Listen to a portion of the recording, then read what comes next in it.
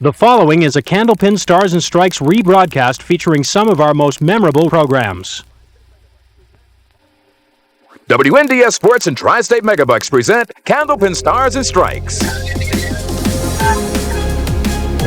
Oh, look at this. Look at this! He got it! Ready for a spin! Candlepin Stars and Strikes is sponsored in part by Washington Toyota Dodge Nissan. Looks good. Looks good! That's good to go! It's a goal! Candlepin Stars and Strikes is produced in conjunction with the New Hampshire Candlepin Bowling Association. And now your hosts, Doug Brown and Dan Murphy. Hi, everybody, and welcome once again to Candlepin Stars and Strikes, and welcome once again to the Winds. And glad you could make us a part of your Sunday once again. Doug Brown, along with Dan Murphy from Park Place Lanes in Windham, and to start the month of December, a brand new series beginning today. It should be a great ladder. 36 pins separated all 5 bowlers, but only 6 pins separated the bottom 4. Okay, a 4-week series as always, and we have some big scores among this roll-off group. We'll tell you about the rest of the scores in a minute, but let's introduce the two guys you'll be watching today in our first of the 4-week series. Our number 5 seed comes from Amesbury, Massachusetts. Hasn't been with us for a while. Dennis Shute. Okay, Dennis comes in averaging 124, high single 184, roll-off score 677. And again, as I mentioned, it's been quite some time since Dennis has been able to join us here on the Winds. We're glad to have him back. And the man he'll be bowling against actually had the very same roll-off score, but by virtue of the tiebreaker, he becomes the number 4 seed from Atkinson, New Hampshire, Frank Rose. Okay, Frank averaging 130, high single 202, and as you said, 677 roll-off score, and both bowlers representing Park Place Lanes. All right, that's right. A little natural rivalry going here in the first week of our 4-week series. And, of course, we have our bonus ball contest coming up a little bit later on in the show. We had a winner last week, so we'll recycle it back to $20. We've got 3 strings of bowling coming up between Frank Rose and Dennis Shute, and we'll get it started right after we have these messages. Don't go away.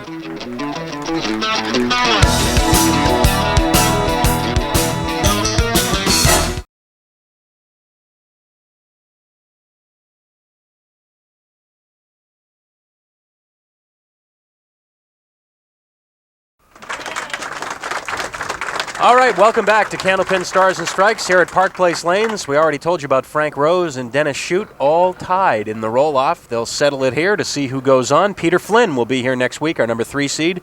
Dan LaPlume hasn't been here in quite some time. He's our number 2 seed in this series.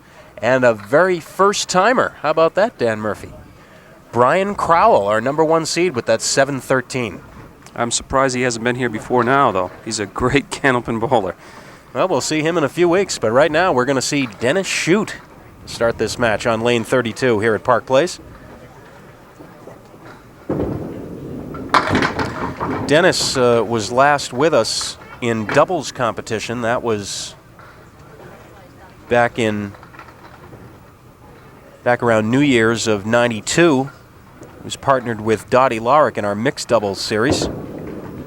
They won a match before being eliminated in that series. The last time Dennis was here in singles competition was January of '88, almost 6 years ago.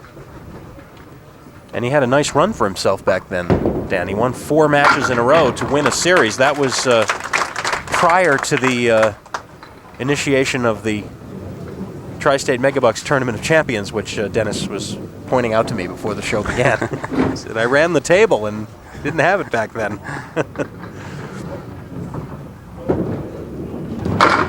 Flush on the head pin this time for Dennis. 247 on the left, 610 on the right. Piece of wood behind the 2-pin. May give him help with the 610, but might cost him the 4-7. See where it doesn't deflect the ball, or well, we'll never know. He's too far to the left.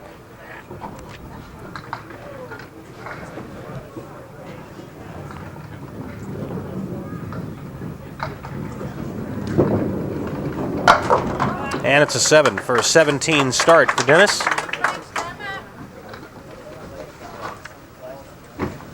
And now a gentleman making his very first appearance here on Stars and Strikes, Frank Rose. And there's a story behind the story there, too. There is, in fact. Made it one other time and got here warmed up and had a back problem, and the alternate was used. So that was back in March of '92. Frank qualified for the program, and unfortunately his back kicked up on him and he wasn't able to compete, but now he's here and ready to go, and he's bowling, ironically, against a guy that he works with. Not in the same department, but they both work at AT&T in North Andover.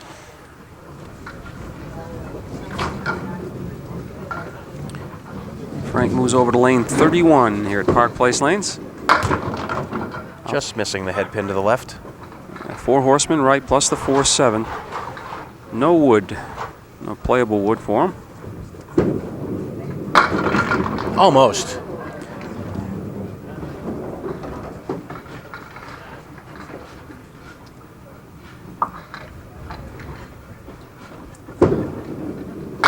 And the 10.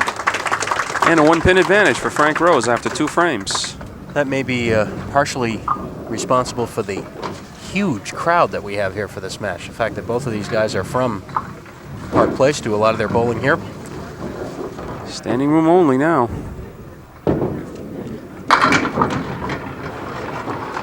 Dennis Shute now looking at the 3, 4, and 6 with some wood that may help, and it's looking better. Still got to concentrate on taking the 3-pin out. After that, he wants a little right, a little left. He could make it. No, he's right down the middle. So 3, 6 still remain.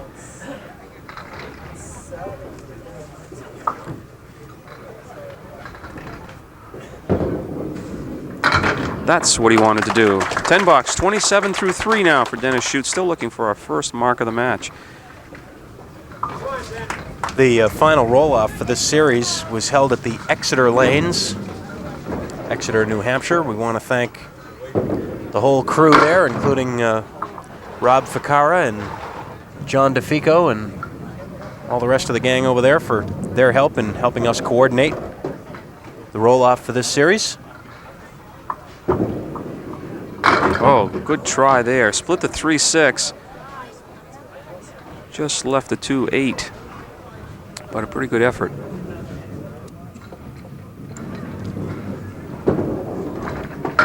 And the 10 for Dennis Shute, 37 through 4. Still looking for that first mark in this match. I'd say these bowlers are trying to figure the lanes out, but they bowl here, so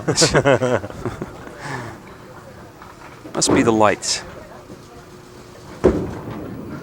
Frank Rose in the pocket on lane 32. 2-4-5 triangle for a spare leave.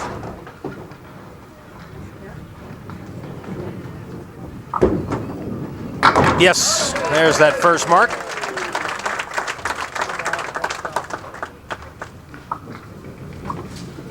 The triangle looks so easy when it goes. Yes. And that to the left, to the right actually, a half dozen on the spare though. And another makeable spare, 2-4, 1-2-4-8. Piece of wood behind the head pin shouldn't bother him too much. Oh yes. 2 in a row. Frank Rose puts up back-to-back spares, and we get another look at that one. Well, let's see if this is a wake-up call for Dennis Shute now. Trailing by 7 plus the fill that Frank Rose will put on that spare in the 4th one next time up. Brooklyn pocket hit for Dennis Shute, carrying an extra pin or 2. And that was a big one to go down, that 10 pin. This gives him an actual spare leave, the 5, 7, and 8. But he's got a nice piece of wood in back of the 5, which should deflect toward the 7 pin. Oh, again, he misses the object pin, being that 5.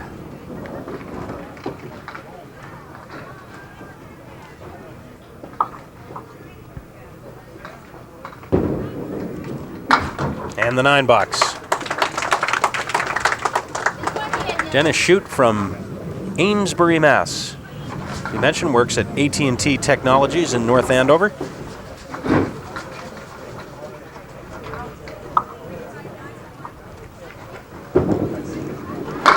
Oh, there's a big first ball. All of them that time for Dennis, his first mark. And it's a big one, the strike. Picks on the 1-3 pocket, trips the 4, and finally the 9. 2 spares in a row Frank Rose is working on now.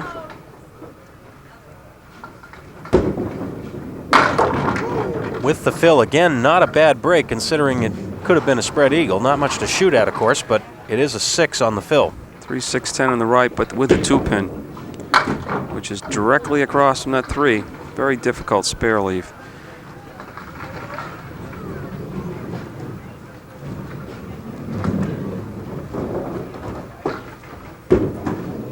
And the 10. A 60 half for Frank. Frank from Atkinson, New Hampshire. He and his wife Donna have 2 children, Karen and David. And Frank works as a senior engineer at AT&T in North Andover.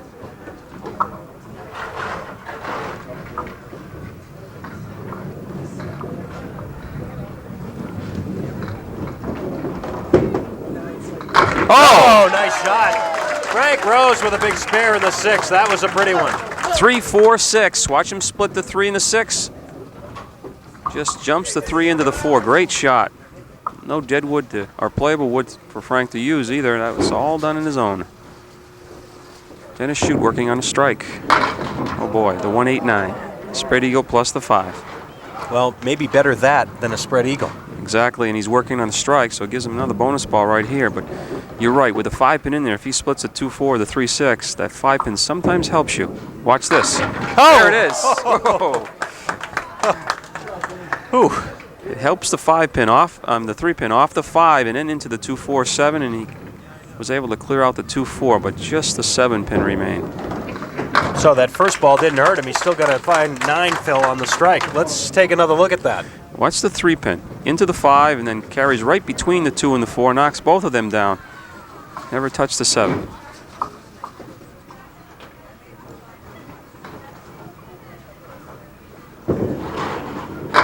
Dennis, a light pocket hit this time.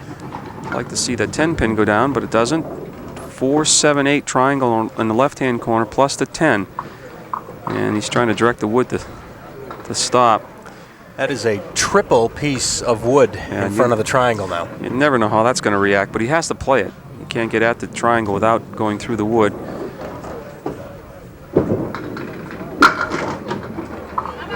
Kicks this way.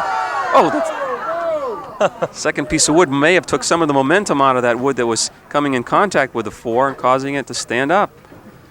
Tough break there for Dennis Shute.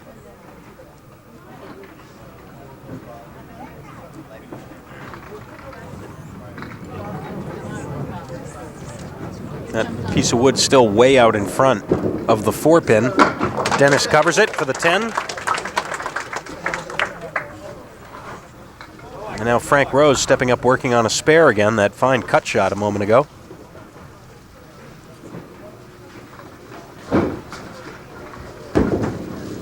Ooh, wow. Well, that one obviously slipped right out of his hand. He squeezed a little too tight in that one. Carried the ball to the left. Usually if you slip out of your hand, you keep the ball to the right more often than not. That time you just pull the ball completely to the left and check just the 7-pin. Sure you'd love to have that one back. Gets out of it with the 9, and it's a 5-pin lead for Frank Rose.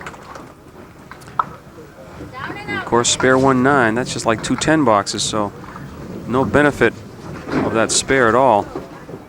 And as Doug said, lead remains at 5. Oh, big first ball for Frank Rose, leaving the 6-pin. The runner-up in this match will get a check for $100. The winner, ooh, Frank slips by the single pin. The winner gets Peter Flynn next week. Something to look forward to. The $10, and it's still a 5-pin difference.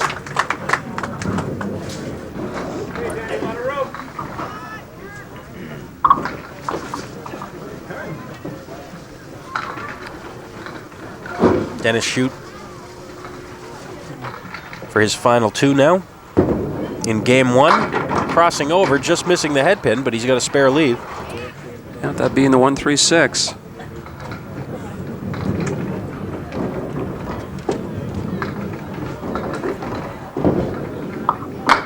Yes, off the wall. Doesn't matter how, it matters how many. That's right.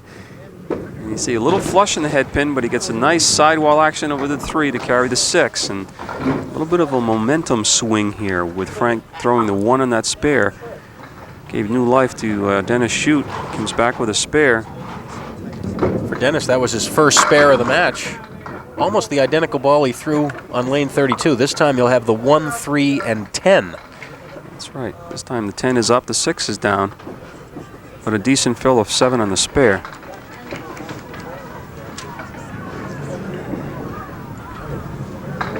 After being down the whole game, if he was to pick this one up, he could take the lead in this first match, depending on what Frank Rose does. Yes! Again, using the sidewall. Watch the head pin. Actually, it was the 3 pin. This is just a domino effect all the way down. So that gives him 112 in the 10th plus the ball. Frank Rose, to keep the lead, will have to throw at least 1 mark. And an 8-pin drop for a 120 for Dennis Shute in the opening game.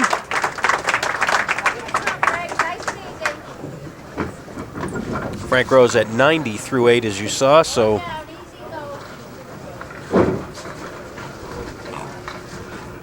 he'll need 2 marks to take the lead, and there's a good chance at 1. How about that? Why leave it to chance? Well, that was a help right there, because he just had a few bad boxes there with a fill on that spare and then missing a single. I'm sure he was glad to see them all go down and have to worry about throwing that second ball. This time flushing the head pin. 3-6-4-7. Remember, he cut the 3-6 into the 4 earlier. This is a little easier, as their 4-7 are further back. Not this time, though. So Dennis Shute will have the lead, but not by many. No. Well, heck, they bowled 5 games in the roll-off, and they were tied. They're still almost tied. There's only a 4-pin difference after 1 game. Dennis Shute, a 120. Frank Rose, a 116. Game 2 coming up, along with our bonus ball contest address, so you can win some cash and prizes. Don't go away.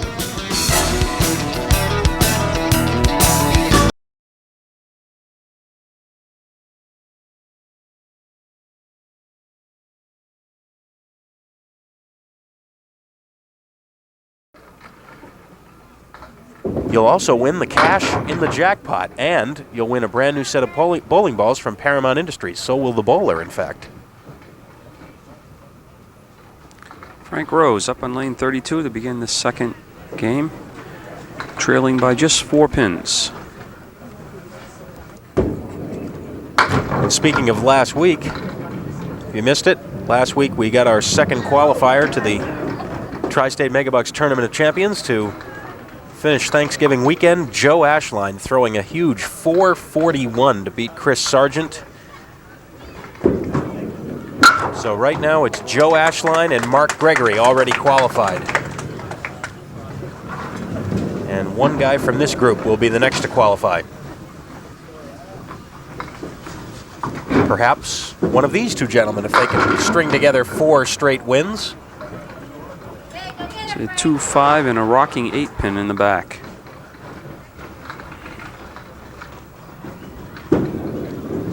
Yes, for the spare. Using the wood that time. Well, that was a smart move by Frank. He not only gives him a chance for maybe that wood to do some damage, but it kept the ball in play right straight back into the 5 and the 8 pins. Of course, the 8 was a real problem with it being the sleeper in the back. Dennis Shute, lane 32. With the 9 drop, leaving the 4-pin.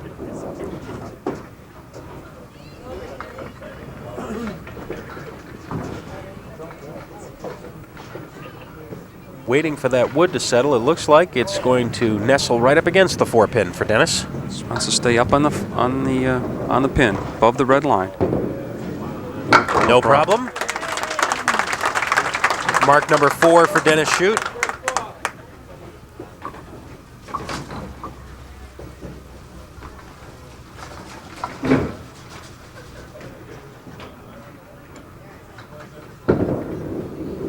And a big pocket hit, strike on spare.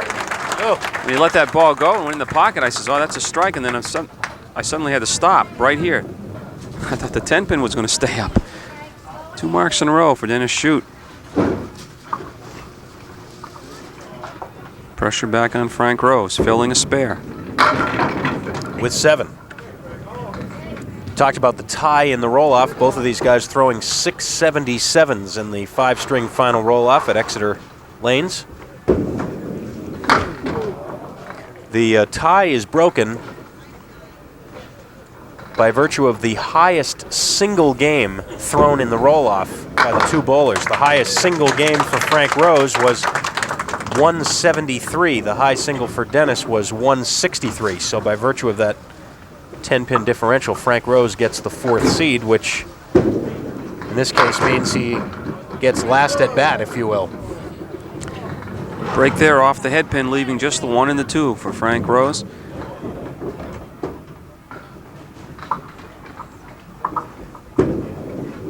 Yes, for the spare.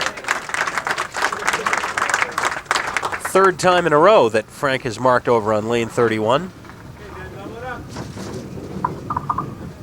And that's his 6th mark overall. Dennis working on the strike now. Another one right in there, and that's the double.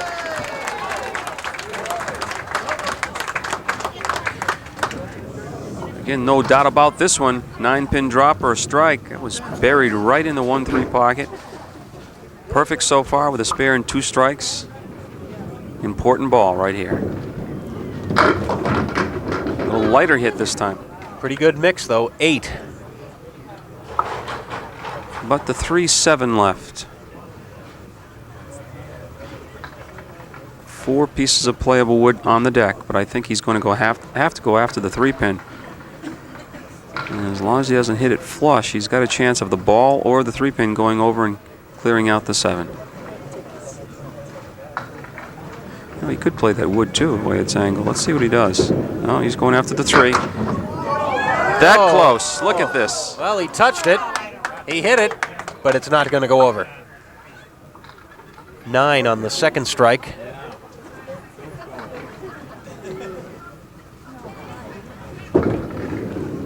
And the 10 for Dennis. We'll take a break right here. 77 through 4 for Dennis Shute. Frank Rose at 36, and he'll be working on a mark when we return to Park Place Lanes in a minute. Don't go away.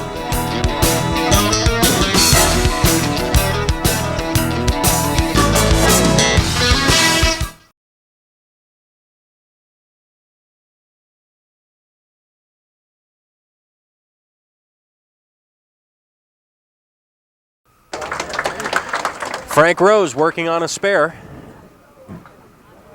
as we come back to Park Place Lanes in Windham, New Hampshire. Love to see you for a taping sometime of Candlepin Stars and Strikes. Our next one here at Park Place will be a week from Tuesday, December 14th.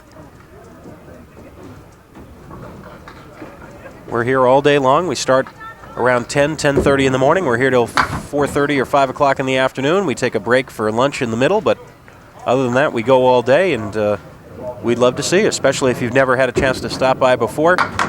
Again, it will be Tuesday, December 14th, here at Park Place Lanes in Windham, New Hampshire, right off Route 93, exit 3, on Route 28.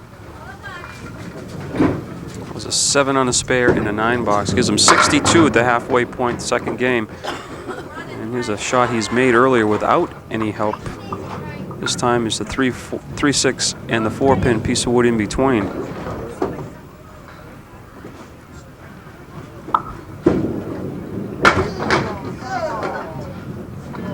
One of our participating sponsors on Candlepin Stars and Strikes in this 4-week series, our good friend Emmett Horgan and the gang at Rockingham Toyota Dodge Nissan on Route 97 Main Street in Salem, New Hampshire. Come to Salem and save. Rockingham Toyota Dodge Nissan.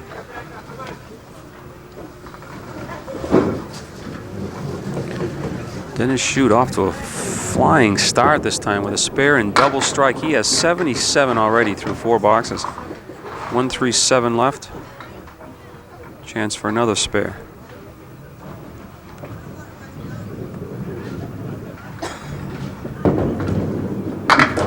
Not quite. Actually, going back to game 1, Dennis had 5 marks in a row because he ended the first game with a couple of spares and then had the good start here in the middle game. 86 half. And a 24-pin advantage in this game and 28-pin advantage overall.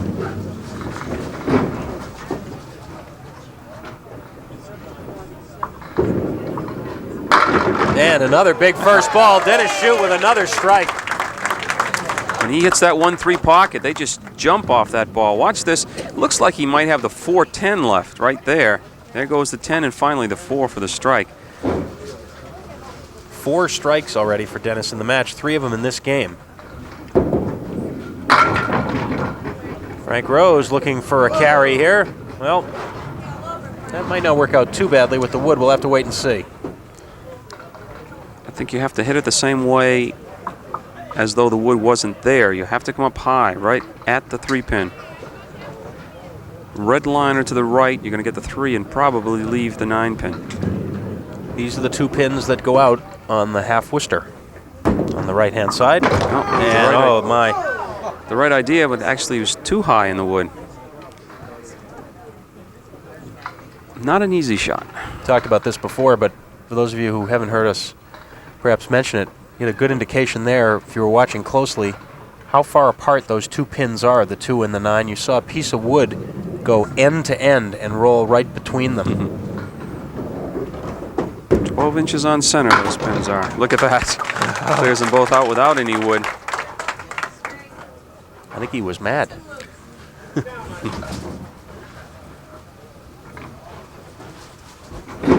Now to lane 31. Just missing the head pin. Just slipped by. Well, got a break there. Let's see how if about the 9 this? pin's going to go out. How about that for a break? Still got a long ways to go, but I would say this is an important mark to get. And he's got it. Can't fall much further behind Dennis Shute. Already trailing by 29. Dennis is working on a strike in the 6th.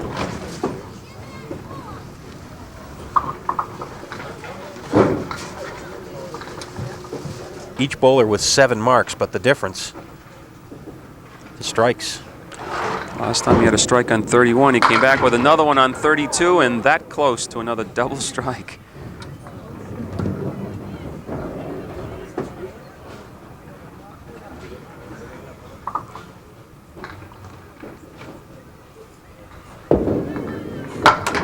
Just hung on that one for the spare.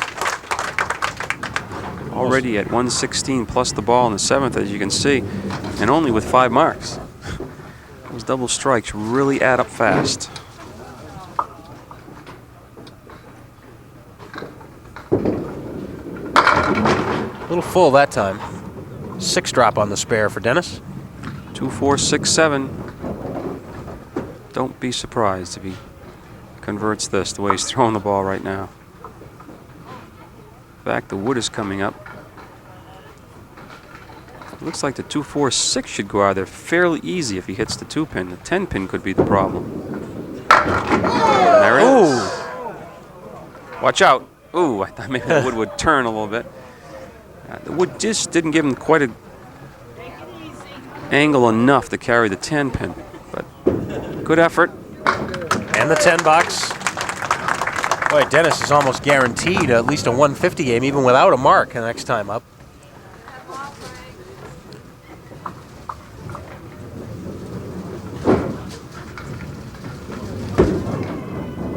Frank Rose on a spare, just 5.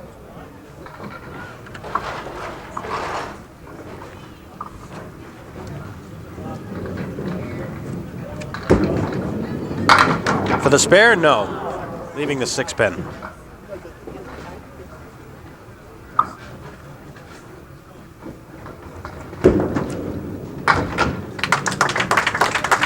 .106 through 9.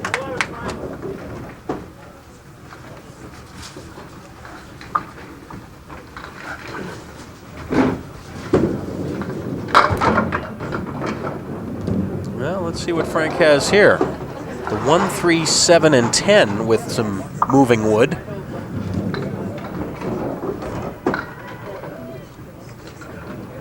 And he's just got to concentrate on hitting that head pin this time. After that, he's got a good shot. Oh, boy. No. Just the 10 pin. He's going to find himself in a heap of trouble going into that third game. He's down by 40 now. Dennis still has to bowl his 9th and 10th, and the way he's been bowling, I wouldn't be a bit surprised he puts another mark or two up there. Back-to-back 116s for Frank Rose. Here's another look. Right around the 10 pin.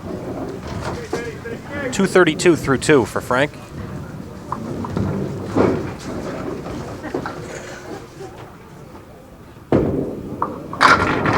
Light hit this time. Then 7 and 8 pins. Some playable wood that he's definitely going to have to use.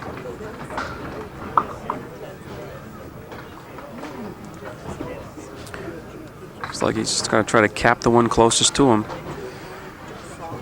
Push it straight back. Yes. Off the wall. Nice shot by Dennis Shute. 142 in the 9th, plus the ball. Needs a little help from the right side wall here.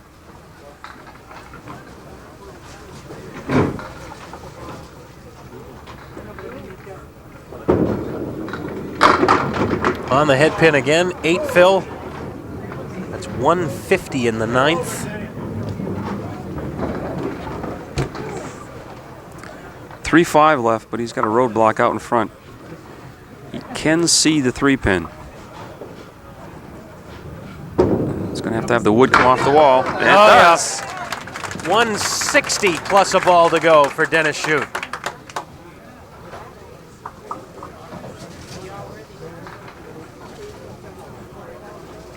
I wouldn't be shocked if he were to throw another strike. He's got 3 in this game already, including a double early. This time it'll be a 6.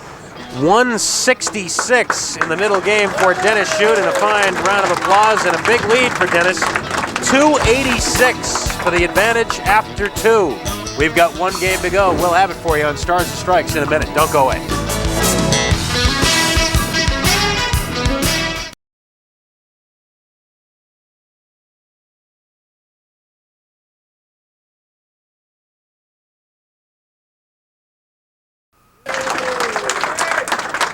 Dennis Shute, after a 166 middle game, ready for game 3. He hated the break. He's been smoking. Well, it doesn't seem to have hurt him at all, although that leave probably isn't what he would like. Let's see how the wood treats him here. I'd like that front piece of wood to roll to the left and get out of his way, and if he gets by the front piece of wood, he should make the 9 and the 10 for another spare. Ooh, Oh, yes. just got by it. In fact, he did clip that front piece of wood a little bit, but not enough to deflect the ball. Spare in the first, and he's off and running again. That's 11 marks for Dennis Shute. And keep in mind that he didn't have his first mark until the 6th box of the match. A light hit, great mix, same leave. Different wood, though.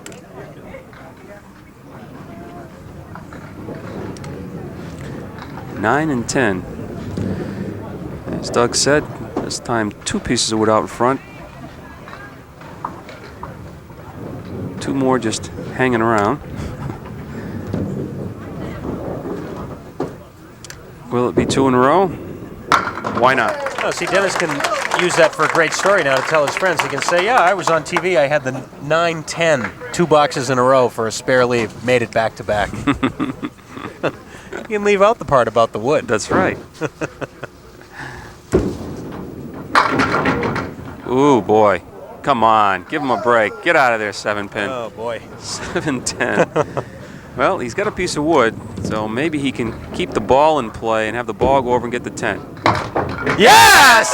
Oh! How about it one time for Frank Rose? Watch the ball. Yes, sir. The only way. Spare leave every time. And he takes advantage. 8 drops, spare leave.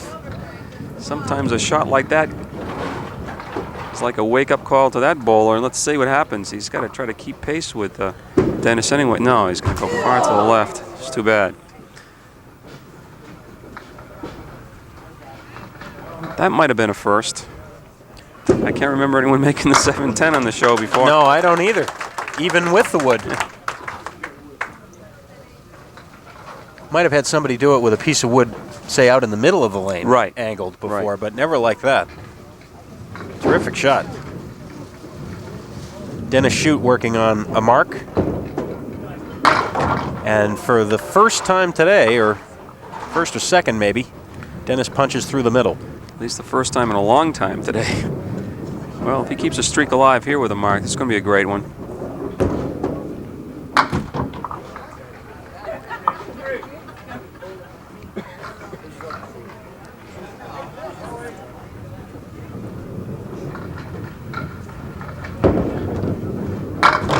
And the 8 box. And 40 through 3.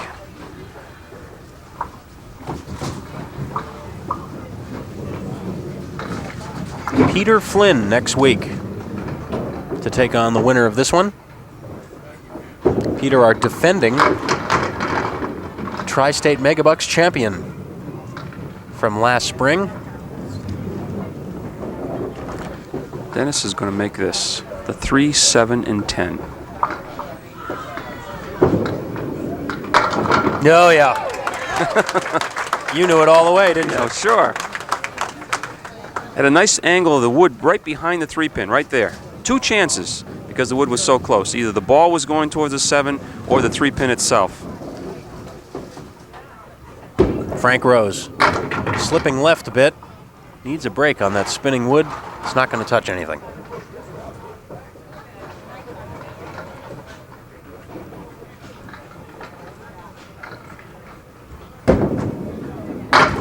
Just missing the head pin again. Costs him the spare. It's hard to go back to one frame in this match, but we mentioned that spare 1 right there. Frank had a 5-pin lead, could have upped it into double figures. Only got 1 on the spare, and from that point on, Frank, different bowler, but definitely Dennis was a different bowler. That's right.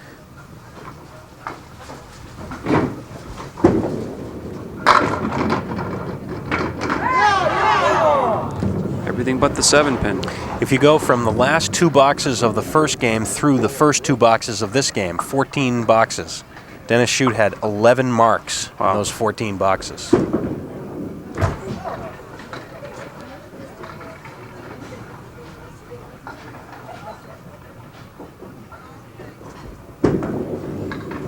And the 10 for Frank. We will break away. Dennis Shute working on a mark with the lead when we come back in a minute.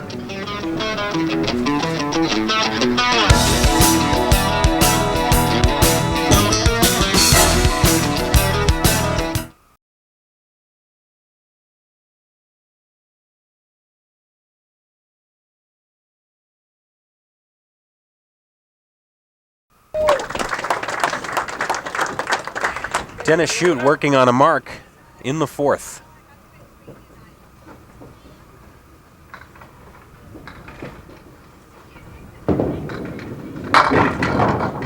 Back row, is it? Yes, the back row. Just when you think you've got this game figured out. You're 286 after 2 going along and bury one in the pocket and leave the 7, 8, 9, 10. Hello. 8, 9, 10 should go. The 7 is probably the one that's going to have the problem. No.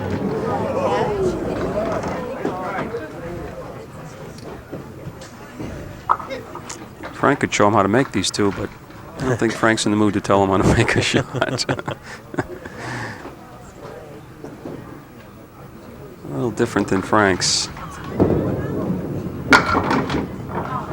And it's a 9 box. And ho hum, it's a 65 half.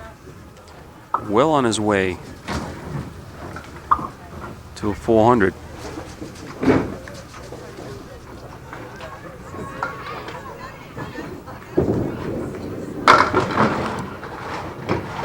Actually, I want to jinx him. He could do it without a mark, but Yep. 5 boxes remaining. 2, 4, 7, 9, and 10. Piece of wood next to the 2-pin, which he'll play. Will it carry? Yes. Fine shot for Dennis Shute. Nothing is safe down there today with Dennis on the line. That's his 14th mark of this match. 10 spares, 4 strikes. And meanwhile, Frank Rose just keeps getting hit with these kinds of leaves. Well, the 5, 9, and the 7, piece of wood next to the 5. If he gets the 5-pin clean, he could push that wood into the 7. Off the wall. Well, let's do it the other way. Plan number 2 is...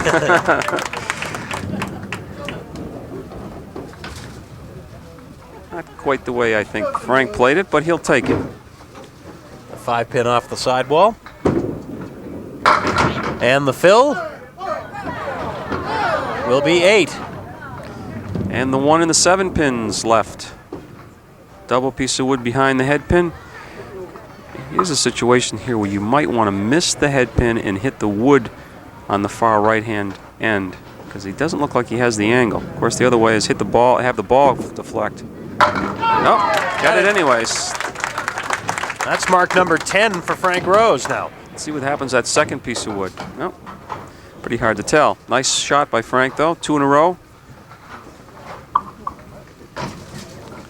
Still possibilities here, but starting to run out of boxes. Dennis Shute on a spare. Pull that one a little bit. 5 fill. All of a sudden, Dennis is getting the marks, but he's not getting the big fills that he did earlier in the match. Just a 5, a 6, a 4 on 3 of his 4 marks this game.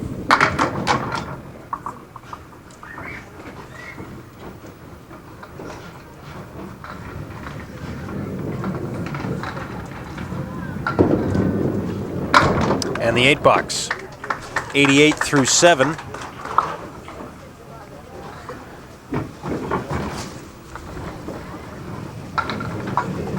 With that 166 that Dennis threw in the middle game. Some of you might be wondering about our highest single game scores. We've had 6 games thrown on Stars and Strikes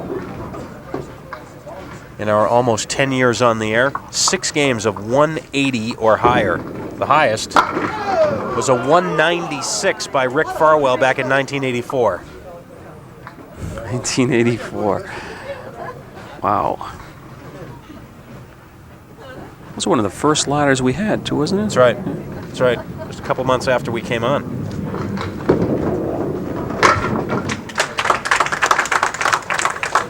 A rare occurrence. 2 open boxes for Dennis Shute.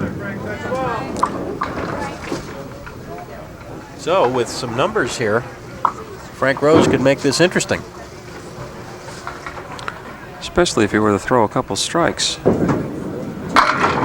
Oh, pretty close. Good enough for a strike. Everything but the 10 pin. Now the single pins have been giving him trouble all day long. If he ever needs one, it's now. There it is. 3 marks in a row for Frank Rose, and he'll be cutting into this big deficit, but as you said, Dan, it's getting toward strikes time. He's had, what, one strike all day? Right, that was back in the first game. Well, I can't believe he won't throw another one before the match is over, but if that 3-pin were to fall backwards, well, just got to keep marking. 3, 6, 10.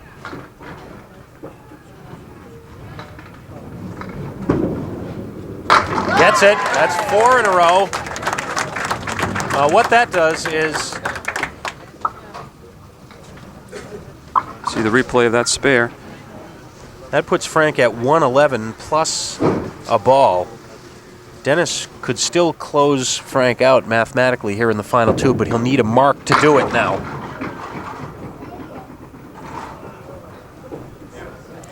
Well, you'd love that deadwood right down the center of the lane to move over next to the 610, but it's not going to. He might want to think about capping that. Now he's going after the 610.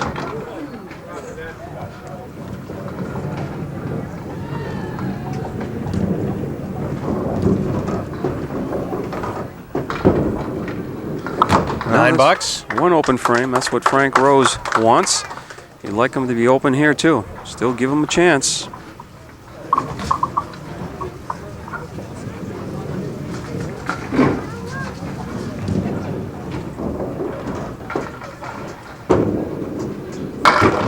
the head pin. 1, 3, 6, and 9, and also the 4, 7 in the left-hand corner.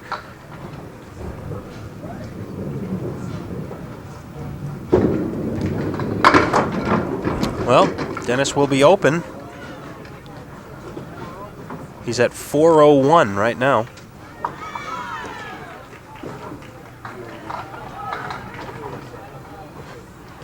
Well, he had kind of a slow start and a bit of a slow finish, but the middle was terrific.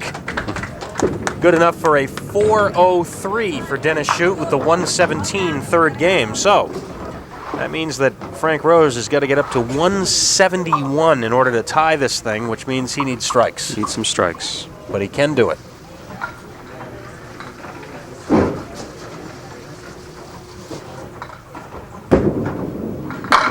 Oh, that's one! Wow. I think Frank had a feeling that was going to go. He was pretty excited about that ball when he let it go. I've known Franks for years, and 30 bucks is only one strike. You got to figure he's going to throw at least another one, but that was big. The next one would be huge. Right, this is the one that could really make it interesting. Looks good. Oh, my. Oh, my. Oh, boy. He got robbed that time. Well, that's going to do it. Mathematically, Dennis Shute will be the winner. But, boy, a great charge by Frank Rose here at the end of this match.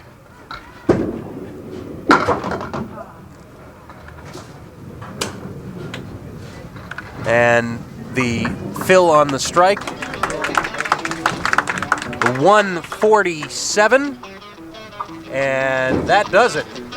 Frank Rose with a nice charge at the end, but Dennis Shute hangs on for the win with the 403, and we'll be back to talk to the bowlers in a minute.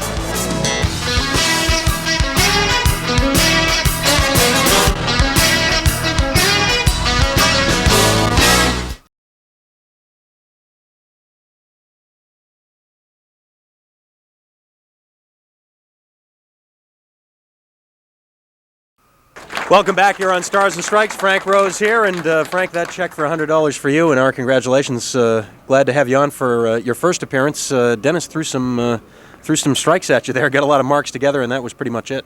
Big offense to second string. We appreciate your joining us, and we're running out of time, so perhaps next time we'll get a chance to chat a little longer. Thanks, Frank. All right, Frank Rose. And now Dennis Shute with our bonus ball. We have $20 on the line in the jackpot today, as we had a winner last week. We had a couple of winners recently, so let's see if Dennis can't give us another one. Wait a minute. We've got a rocking pin. It'll be 6 for Mr. Murphy on the draw. Not a winner for, how about this, Mrs. Pearl 6. Pearl 7, you're a winner maybe, but not. Pearl 6 is the name, and her guess was 7. From Salem, New Hampshire, so Pearl will be sending you a gift as a consolation prize. Congratulations, sir. It's been a while, and boy, you got it all done in kind of the middle of the match there. Yeah, right in the middle. Peter Flynn next week. That'll be easy. You've heard of him, right? Okay. We'll see you then. Thanks very much, Dennis. And we hope to see you next week, too. We're fresh out of time here on Stars and Strikes. From Park Place Lanes in Windham, for Dan Murphy and the whole crew, I'm Doug Brown. See you next week, everybody.